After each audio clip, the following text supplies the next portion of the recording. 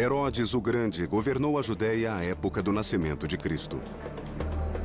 Na história e na Bíblia, ele é tido como o ditador homicida que tentou assassinar o menino Jesus e que ordenou a morte de seus próprios familiares. Mas a reputação cruel de Herodes ofuscou seu legado como um construtor visionário. Ele arquitetou um dos mais ambiciosos projetos de construção da Terra Sagrada. Herodes deixou um legado em pedra que sobrevive até os dias de hoje, e agora nós iremos investigá-lo. De Massada, onde uma fortaleza desafia a gravidade pendendo de um rochedo íngreme, a Cesareia, onde Herodes construiu o primeiro porto artificial do mundo. Do Heródion, onde uma montanha esconde um palácio fortificado, ao Monte do Templo em Jerusalém, na época a maior estrutura do planeta. Nossos investigadores irão desvendar como essas obras foram erguidas. Como construíram isso lá em cima? E revelarão a escala, a ousadia e a inovação destas incríveis façanhas da engenharia. Esse é o mundo perdido de Herodes, o Grande.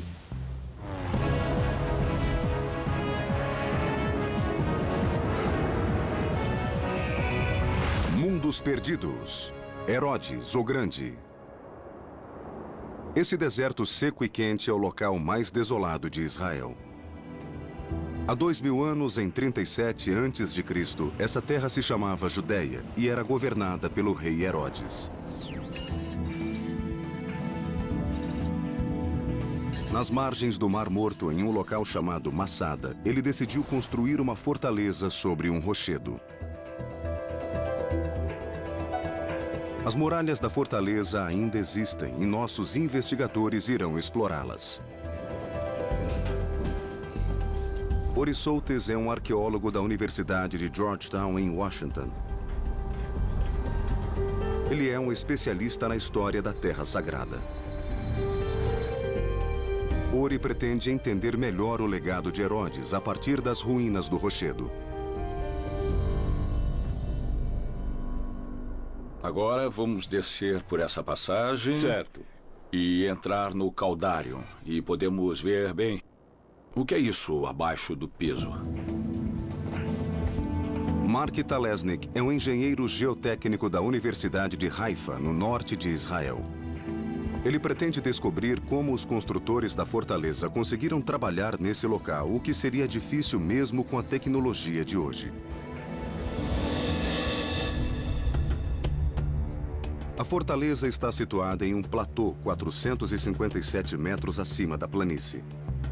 E Mark logo percebe que os engenheiros de Herodes conviviam com o risco de uma queda fatal.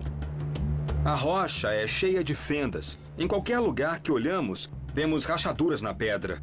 Era preciso ter cuidado.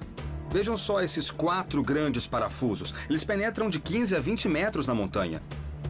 Gostaria de saber se os engenheiros de Herodes pensaram nessa questão. Herodes não se preocupava com a segurança dos trabalhadores. Seu único interesse era a transformação desse local, que não seria apenas um palácio, mas um refúgio. Ele precisava de proteção, pois não estava seguro no poder. Herodes não havia herdado a coroa nem pertencia à família real judia. Ele subiu ao poder usando violência e habilidade política. Ele se tornou rei graças ao apoio de Roma, a superpotência da antiguidade, mas era mal visto pela nobreza e pelo povo judeu. Herodes era um rei imposto por uma potência estrangeira e não podia confiar em ninguém.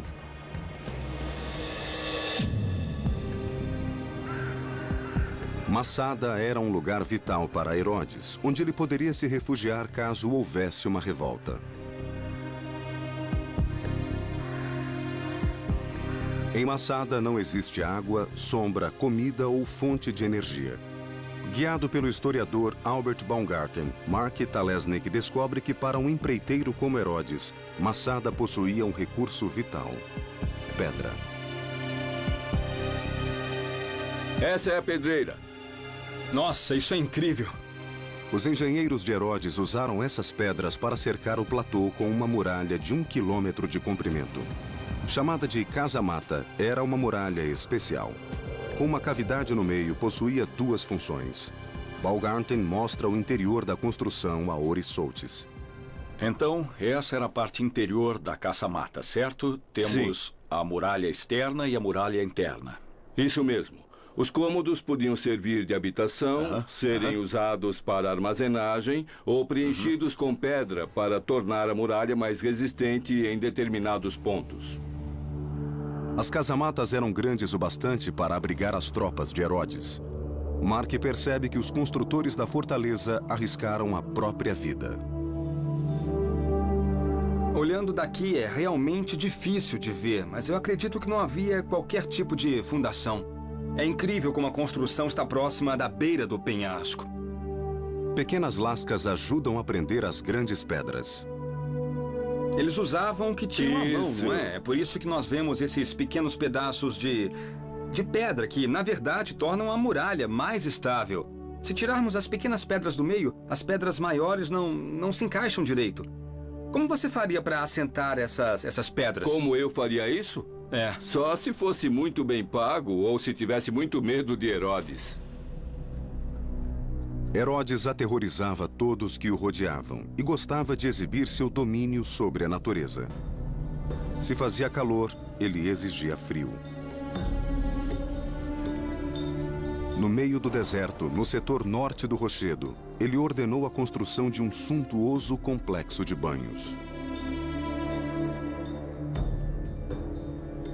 Então, era aqui que deixaríamos Isso nossas mesmo. roupas. Depois entraríamos nessa sala que era Essa era a sala morna. o tepidário. O tepidário. Na verdade, entraríamos nessa sala e começaríamos aqui na sala fria. As casas de banho eram características dos palácios de Herodes, demonstrando status e riqueza. Nessas paredes podemos ver o que restou da pintura. Agora vamos descer por essa passagem Certo. e entrar no Caldarion. E podemos ver, bom, o que é isso abaixo do piso? O que havia aqui? Muito bem. O que vemos aqui é o sistema de aquecimento da sala mais quente do banho. O ar quente produzido pela fornalha era conduzido por tubos sob o piso e pelas paredes. O sistema permitia que a temperatura da sala fosse controlada.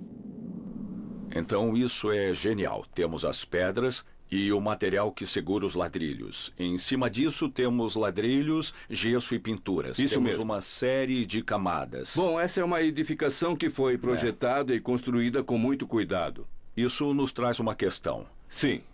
O calor vinha da água quente, que vinha do fogo, Certo. que vinha de... Onde arranjavam combustível para o fogo? Traziam a madeira de qualquer lugar onde houvesse madeira para que houvesse fogo para aquecer a Então água. dinheiro não era problema. Dinheiro não era Herodes trazia problema. madeira de onde quer que Isso. fosse. O trabalho escravo era a solução para outro problema: a falta de água. Canais coletavam a água da chuva. Canais foram construídos com o objetivo de direcionar a água para determinados locais Então e para esses garantir... canais foram Sim, construídos isso por mesmo. Herodes. Podemos ver vegetação dos canais. Quer dizer Isso que mesmo. ainda há umidade aqui. Ainda há umidade aqui. Durante o inverno, a água armazenada em duas piscinas a oeste de Massada era direcionada para cisternas subterrâneas com capacidade de 40 mil metros cúbicos. Então, a água era carregada por escravos até o topo da montanha.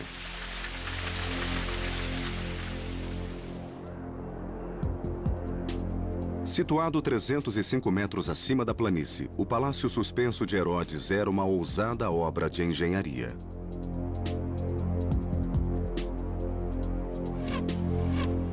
Os níveis inferiores foram construídos em terraços cortados na face norte do rochedo. Olha só essa parte aqui. A rocha alterna faixas duras e macias, facilitando o trabalho de escavação dos engenheiros até as camadas de pedra boas para construir. Olha só, a grande vantagem é que esse tipo de rocha é fácil de quebrar. Após quebrá-las em camadas, podiam construir os diferentes níveis. Herodes teria acesso a esses níveis através de uma escada. Essa é a escada. Ela sobe até ali onde haveria um deck e... Não, esse é o deck. Não, peraí. Olha isso. É óbvio que havia alguma coisa aqui em cima. É mesmo? É. Tudo bem.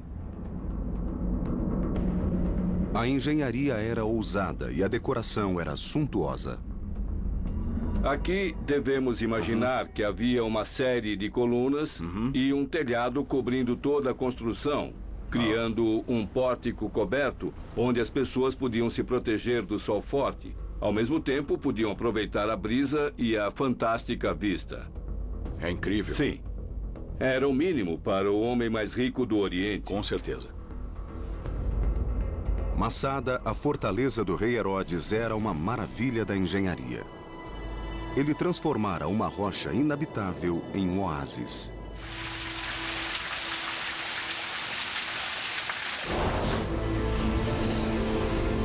Além do magnífico palácio suspenso, Herodes construiu uma suntuosa casa de banho, tão sofisticada como as de Roma.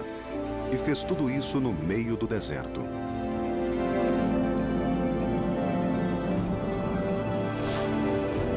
A combinação de luxo e proteção se tornaria a marca registrada de suas obras.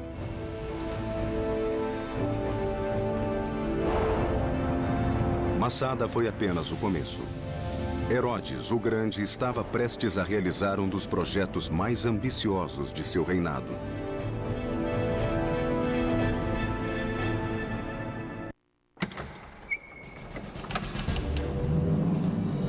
Herodes, o Grande, governou a Judéia como um ditador. Ele impunha o medo e vivia sob o temor de assassinato, traição e revolta. Herodes não confiava em ninguém, preferindo a segurança de tijolos e argamassa. Nossos investigadores presenciaram a grandiosidade da fortaleza de Herodes no topo do Monte Masada. Esse tipo de construção seria sua marca registrada. Herodes construiu nada menos que 11 fortalezas. Agora veremos a mais magnífica de todas, que foi batizada com seu próprio nome, o Heródion. Herodes começou a construí-la no início de seu reinado e levou 3 décadas para finalizá-la. À primeira vista, o local parece ser apenas um vulcão. Mas as aparências enganam. Orissoltes irá explorar os extraordinários segredos dessa montanha. Seu guia é o especialista Marty Freelander. Durante a subida, não há sinal de existência de uma fortificação feita pelo homem. Mas ao chegarem no topo, 750 metros acima do nível do mar, eles descobrem que o morro esconde um vasto palácio. Nossa, isso é incrível, não é mesmo? É fantástico. O Heródion tem 200 metros de diâmetro. Temos essa enorme estrutura circular. Foi simplesmente construída em cima do morro ou o que houve? Ele escolheu um morro comum, próximo ao deserto, e criou sua própria montanha. Nossa! Mark Talesnik é especialista em grandes projetos de deslocamento de terra. Ele quer entender como Herodes transformou esse local. Eu estou aqui para saber como ele fez isso. A primeira questão é descobrir o que é natural e o que foi feito pelo homem. Eu quero saber se podemos subir aqui para visualizar a linha entre a rocha e o cone artificial.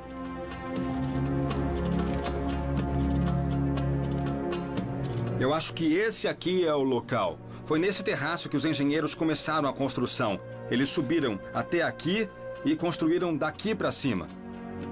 Muito bem, vamos lá. Mas como isso foi feito? Como Herodes construiu uma montanha em cima do morro? Primeiro ele ordenou que escavassem aquele morro próximo. Dá uma olhada, veja como o topo é plano. Aquele morro devia ser do mesmo tamanho desse morro aqui. Ele retirou rocha e terra dali e trouxe para o topo dessa montanha. O ego de Herodes era a força motriz do projeto. Ele queria que seu palácio fosse a estrutura mais alta e imponente do deserto. Vamos subir mais um pouco, até o topo. O declive íngreme tinha um propósito de defesa. Seria impossível levar uma arma de cerco até o topo. Tá cada vez mais íngreme. Subimos uns 20 metros. Vamos tentar medir a inclinação aqui. Muito bem, cadê a bolha? Pronto. Mais ou menos 45 graus. Está cada vez mais difícil de subir, da mesma forma que deveria ser no passado. Do topo, 120 metros maior que os morros vizinhos, Herodes tinha uma visão clara de Jerusalém, a 25 quilômetros de distância. E as pessoas em Jerusalém também poderiam vê-lo.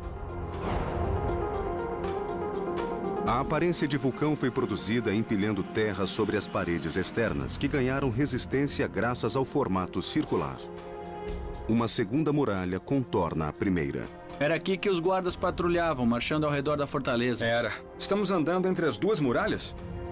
4 torres marcavam os pontos cardeais. A torre leste era 3 andares mais alta. Era onde ficavam os aposentos de Herodes. Essa é a parte central. Ela tem várias funções, além de ter uma ótima visão. Também é muito fresco lá em cima. Se Herodes quisesse fugir do calor, lá em cima ele teria uma sala com vista e um lugar para se refrescar. Esse era o único local ventilado. Isso mesmo. Ori encontra a passagem que formava a entrada particular de Herodes no palácio e que dava acesso a um jardim interno. Esqueça essas pedras. Esse era o topo de uma escada de 200 degraus. Nossa! Ele entrava por aqui e chegava em grande estilo. Aqui tudo era diferente. Havia plantas e gesso, havia estuque e afrescos. Belos jardins. Os aposentos ficavam aqui. Nesses 2 andares encontrava-se todo o tipo de extravagância. Havia um elaborado complexo de banhos, marca registrada de suas residências.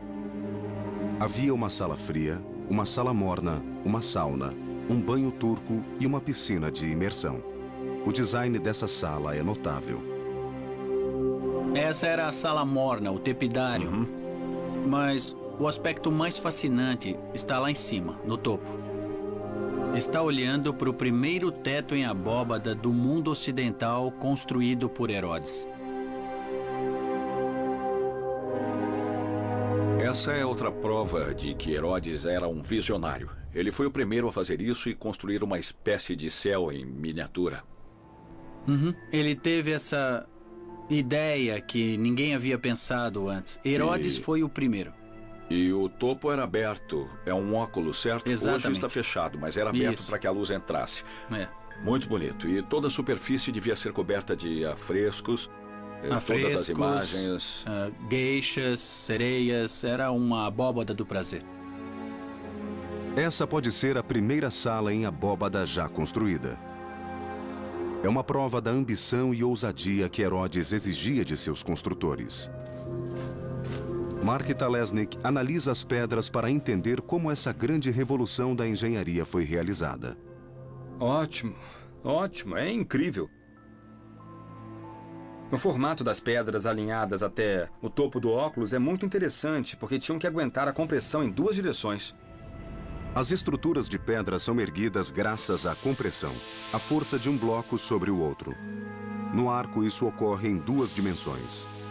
Mas na abóbada, a compressão é exercida sobre todas as pedras, em todas as direções.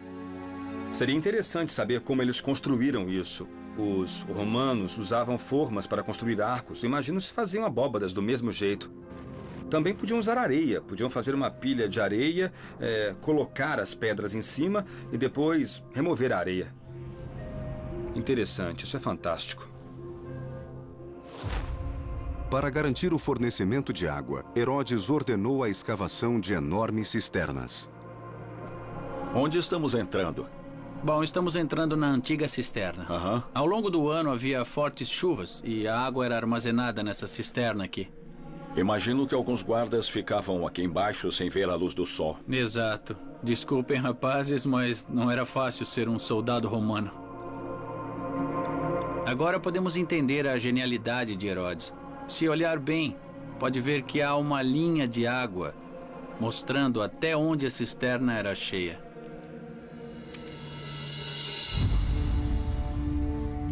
O Herodium era a prova do domínio de Herodes sobre o deserto. 154 mil metros quadrados de terra improdutiva foram transformados em um palácio de prazeres com vastos jardins. Uma enorme piscina com aqueduto próprio constituía a peça central. Toda a área era cercada por jardins suntuosos e muito impressionantes. Lembre-se que estamos no meio do deserto. Herodes criou um jardim temperado em pleno trópico. Do tamanho de 2 piscinas olímpicas, era navegável por pequenos barcos.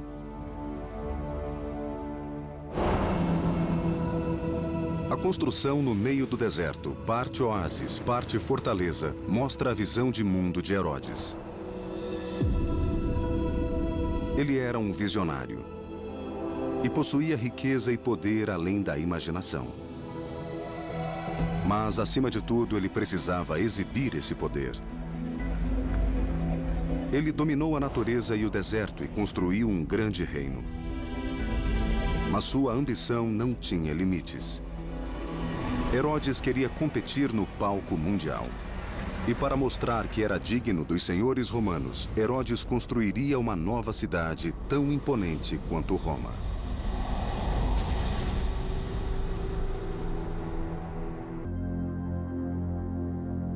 As realizações de Herodes o Grande foram ofuscadas por sua reputação como ditador cruel. Ele tinha obsessão por obras grandiosas. Nossos investigadores viram como a ambição, o ego e a paranoia de Herodes o levaram a criar uma série de magníficas fortalezas. Mas em 28 a.C., um novo projeto eclipsaria todos os outros.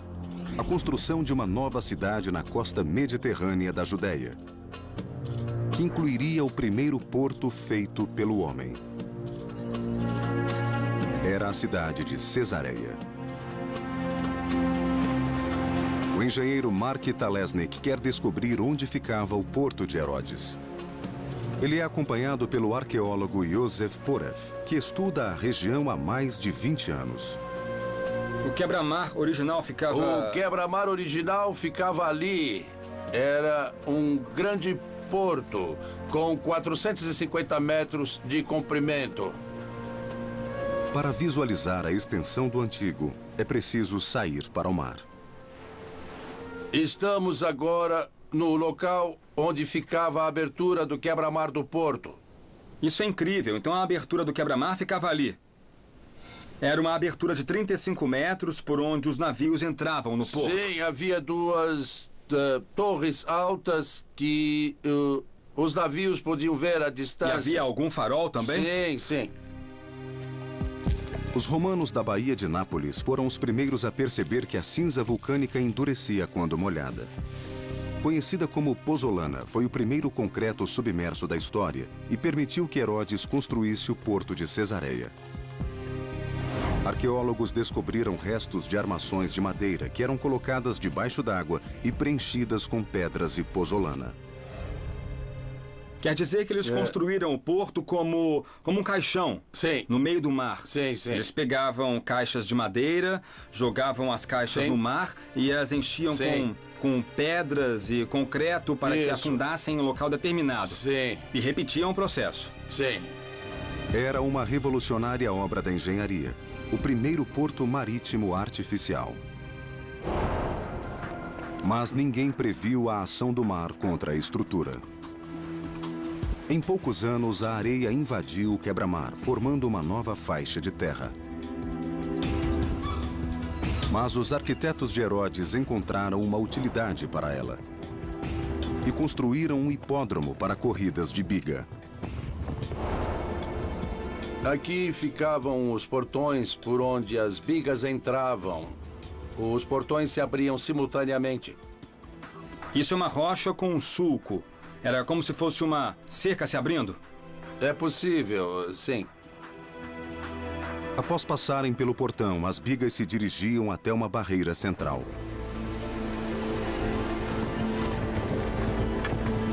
Dali em diante, a corrida consistia de um vale-tudo ao redor de vários circuitos.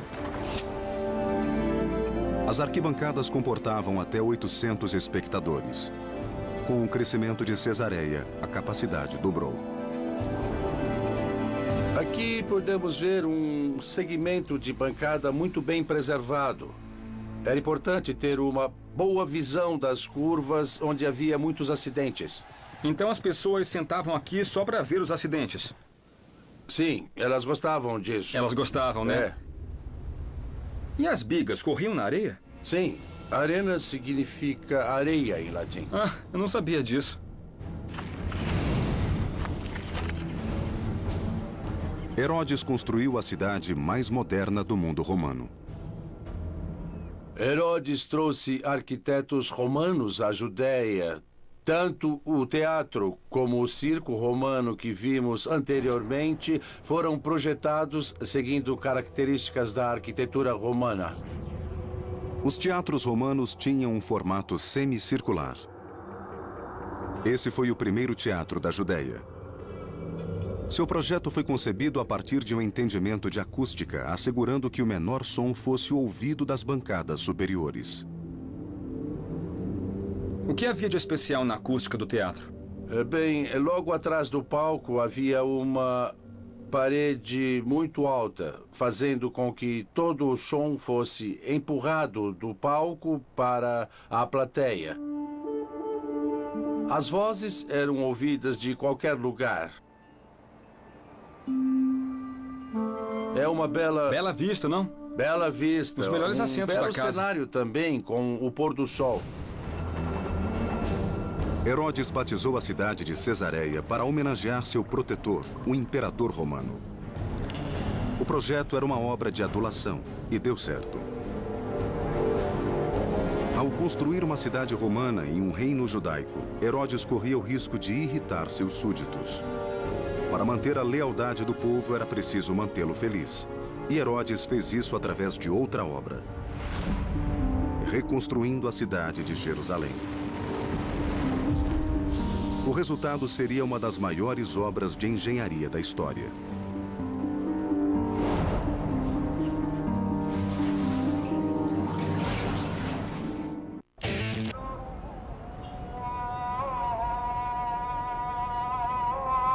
Jerusalém, capital da Terra Sagrada. Em busca do mundo perdido do rei Herodes, nossos investigadores visitam o local onde ele causaria maior impacto. Herodes era violento e cruel, mas também muito inteligente. Ele sabia que um povo feliz seria mais fácil de ser governado. Herodes fornecia comida, entretenimento e, o mais importante, água.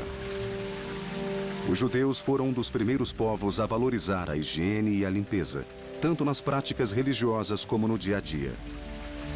Então Herodes os presenteou com a reconstrução e expansão do maior banho público de Jerusalém, a piscina de Siloé. Acompanhado por Eyal Meron, Mark Talesnik segue para a região de Jerusalém, conhecida como Cidade de Davi. Ele quer saber como era a piscina na época do rei Herodes. Apesar de ser muito citada na Bíblia, ela só foi descoberta recentemente. Qual era a função da piscina? Bom, basicamente, a primeira função era fornecer água potável, era a principal utilidade, e também era utilizada para banhos rituais. A cada ano, mais de 150 mil peregrinos vinham ao local para visitar o templo na montanha acima e precisavam de água para os rituais de purificação. Só para você ter uma ideia do tamanho, podemos ver um canto da piscina bem aqui. E o canto oposto fica ali, onde aquelas pessoas estão reunidas. Esse é um lado da piscina com 50 metros de comprimento, então temos o outro lado que tem outros 100 metros aqui naquela direção e formam uma piscina com uma área de aproximadamente 4.000 metros quadrados. É enorme. É muito grande mesmo, isso. Maior que 2 campos de futebol. É, isso mesmo. A água que enchia a piscina vinha da nascente de Gião, a 425 metros de distância. Mark descobre que os engenheiros de Herodes podiam direcionar e controlar o fluxo da água. Isso é incrível. Fantástico. Eu estou sentado em uma falha, uma fratura na rocha. A falha vai até superfície do solo e os engenheiros, seja lá quem fossem, utilizavam a falha para criar um tipo de desaguadouro. Assim podiam controlar a direção da água para as diferentes regiões e controlar a altura da água na piscina. Podiam fechar uma válvula e enviar a água para outro lugar. Na época de Herodes, a piscina de Siloé teria essa aparência. Esse foi o cenário de uma das histórias mais famosas da Bíblia, a cura do homem cego. Apesar de Jesus ter vivido após o reinado de Herodes, essa era a piscina que ele conhecia e frequentava. Foi nesse local que ocorreu a história da cura do homem cego. É uma ótima história. Quando Herodes subiu ao poder, a água de Jerusalém fluía ao longo de túneis antigos escavados na rocha, passando por uma rede através dos morros ao redor da cidade. A.L. Maron leva Mark Talesnik em um passeio pelo subterrâneo para mostrar as dificuldades enfrentadas pelos construtores da época. Quando o caminho de um aqueduto encontrava um morro, às vezes era mais fácil atravessá-lo do que rodeá-lo. Mas isso não quer dizer que escavar os túneis fosse um trabalho fácil. Estamos entrando em uma seção do túnel onde o teto é muito mais baixo. Observando a rocha que forma o teto, eu posso ver que é construída de sílex ou pederneira, que é uma rocha muito, muito dura. E o que isso significa? É muito mais dura do que a rocha ao redor, que é a arenito. Eu imagino que eles se cansaram de cavar ali em cima e desceram para cá. Mesmo hoje, construtores teriam dificuldade em trabalhar com esse material. Herodes continuou renovando a rede de fornecimento de água de Jerusalém. Seus engenheiros construíram um novo aqueduto para carregar água potável das piscinas de Salomão, perto de Belém. Era conhecido como o Aqueduto Superior. Hoje, pouco resta de sua estrutura.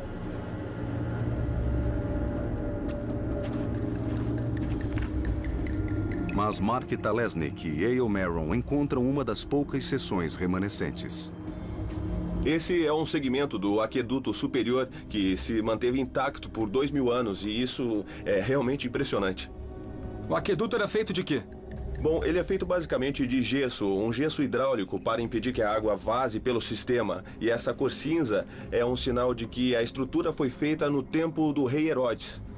Nessa época, costumavam combinar cinzas com gesso para obter essa cor distinta aqui.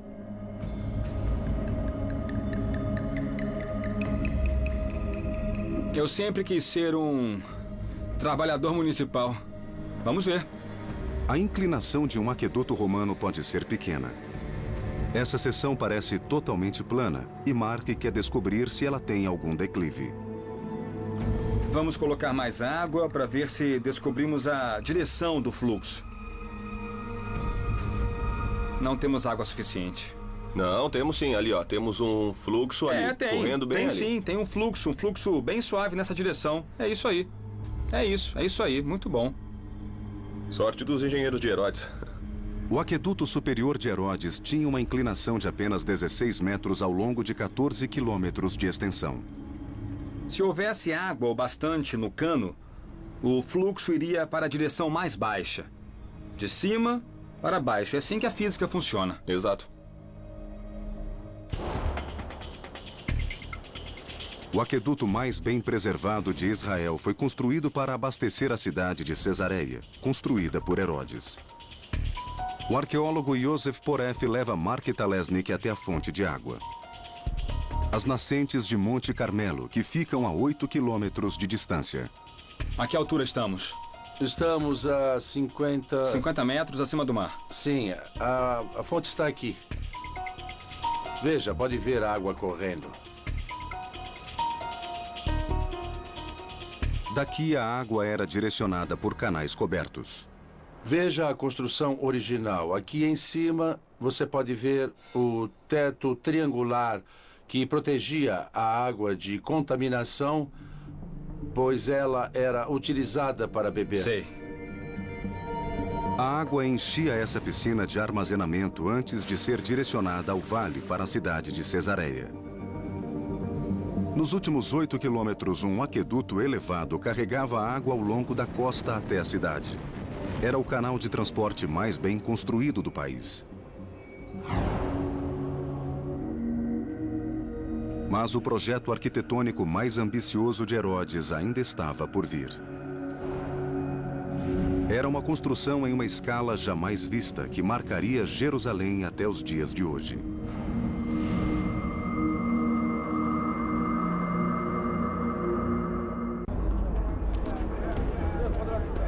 Nossos investigadores estão descobrindo o legado do rei Herodes, o Grande. Estruturas monumentais construídas por toda a Judéia durante seus 33 anos de reinado. Naquela época, Herodes se esforçou para agradar seus mestres, os poderosos romanos que haviam lhe concedido o trono da Judéia. Ao mesmo tempo, seus súditos o abominavam. Ele era um rei imposto por uma potência estrangeira. Herodes quis se provar digno do povo judeu e fez isso concedendo-lhes o maior presente imaginável: a reconstrução do templo, o local mais sagrado da terra para os judeus. Ori Soates e o historiador Ken Spiro visitam o local. A construção foi destruída há séculos, mas grande parte da muralha permanece de pé. Essa seção é conhecida como Muro das Lamentações. Herodes construiu essa muralha para segregar, que acabou se tornando um local sagrado para o povo judeu ao longo dos séculos. É como se fosse um pedaço do templo, certo? Certo. Ironicamente, o homem que possuía uma relação ambivalente, até mesmo hostil com o povo da Judéia, foi quem construiu o local mais sagrado do mundo para os judeus. É incrível. É realmente muito interessante. O que vemos aqui é apenas um fragmento da obra de Herodes. Para termos uma ideia do tamanho da construção, Mark Talesnik atravessa o vale até o Monte das Oliveiras. Somente a essa distância é possível visualizar a grandiosidade dessa obra. Pronto. É uma bela vista. Hoje, uma mesquita dourada marca o local do Templo de Herodes. Temos uma bela visão daqui. O maior desafio enfrentado por Herodes foi construir uma grande plataforma no topo da montanha. O que ele decidiu fazer de uma maneira sem precedentes no mundo antigo foi construir uma grande muralha ao redor da parte superior da montanha para permitir a terraplenagem do local. Sabe qual era a dimensão disso? Sim, tinha cerca de 500 metros por 300 metros. Quando Herodes terminou o projeto, essa era a maior plataforma artificial do planeta, do tamanho de uns 24 campos de futebol. Herodes reformou e estendeu a plataforma do Monte do Templo. Para sustentar a colossal massa de terra, ele cercou toda a área com uma vasta muralha. Mark Talesnik desce até o canto sudeste para ver como a muralha foi construída. Daqui vemos a altura total da muralha. 30 metros de altura, como um prédio de 10 andares. As pedras têm 1 metro de profundidade. Temos esse efeito de zíper, com pedras travadas e impostas. Enormes pedras convergendo em um canto, formando um zíper. Uma pedra grande, uma pedra pequena. Uma pedra grande, uma pedra pequena. E assim subindo até o topo. O muro era apenas uma parte da estrutura. Para compensar o nível do declive da montanha, os engenheiros de Herodes construíram uma rede de grandes passagens arqueadas.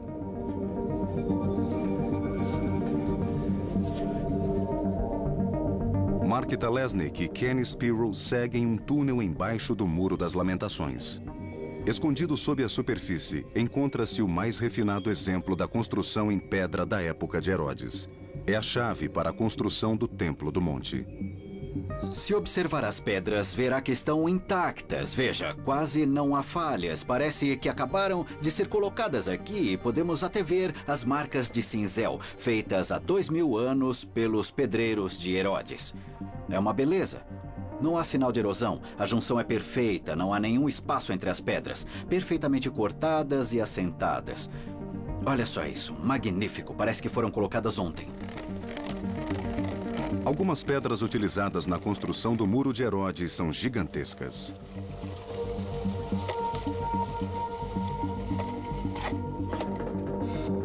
Tá aqui, temos 13 metros e 10 centímetros. É uma pedra comprida. Vamos medir a altura desse bloco.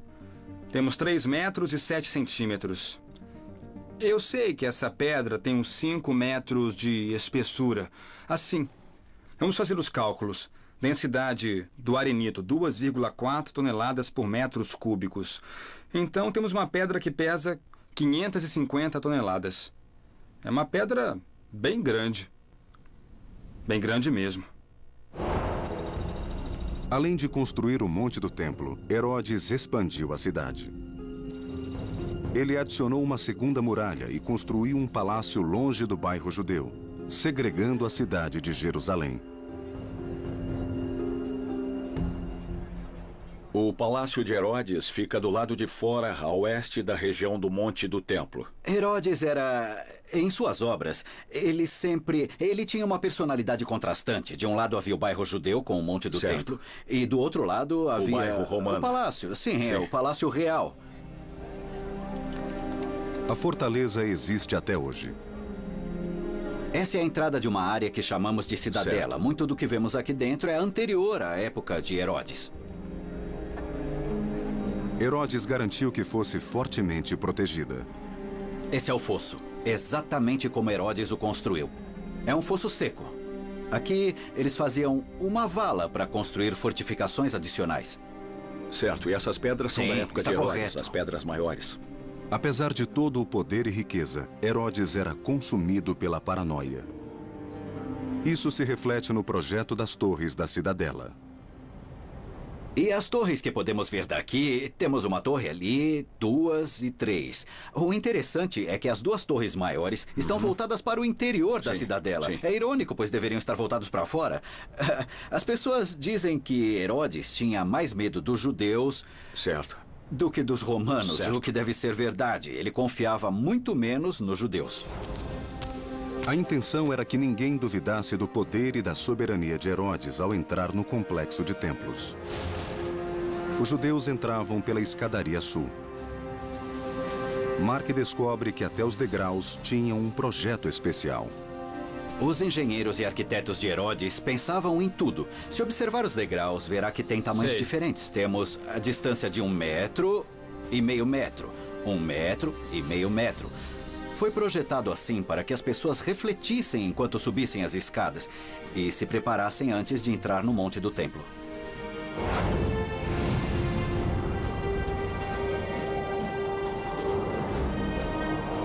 O primeiro templo foi construído pelo rei Salomão, e Herodes tinha a intenção de ofuscá-lo. Nenhuma pedra restou do templo de 53 metros de altura.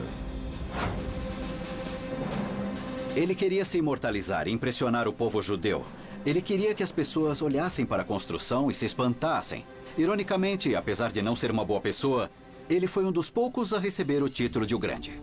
O Monte do Templo de Herodes era a construção mais importante da Terra Sagrada.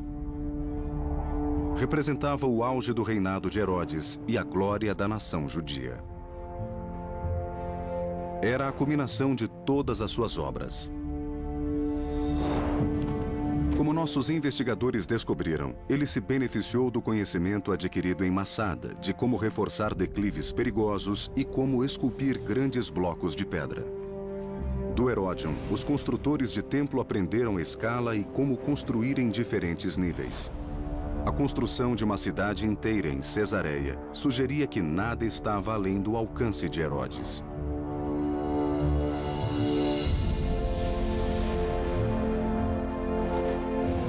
E o Monte do Templo foi a prova final. O rei Herodes sempre será lembrado como um vilão. Cruel, determinado e egocêntrico. Entretanto, foi esse homem com essas características que produziu algumas das mais extraordinárias façanhas da engenharia.